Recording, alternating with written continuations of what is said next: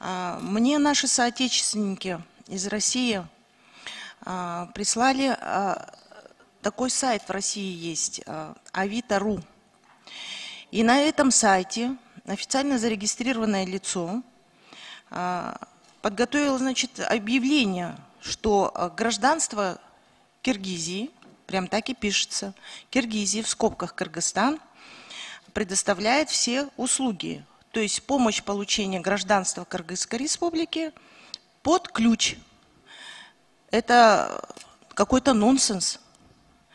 Наше гражданство уже, оказывается, продается. Где наши спецслужбы? Чем занимается наше Министерство цифровизации, которые вкупе должны были работать с этим? Почему эти вопросы не отслеживаются? Поэтому у нас кругом эти скандалы, что наши паспорта везде и всюду продаются. Везде и всюду неизвестно кем. Это уже на коммерческой основе это, оказывается, делается. Представляете?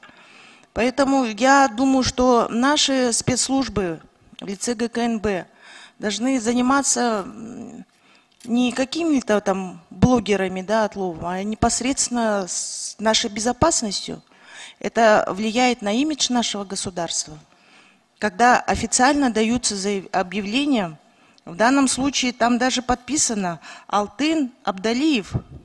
И отвечает он за 30 минут на все, и предоставляет все услуги именно качественно, достоверно. Аккаунт зарегистрирован. Представляете, какой скандал у нас происходит? Я думаю, что нужно будет дать не просто поручение. Я прошу, чтобы мне дали в кратчайшие сроки, разобрались в этом вопросе.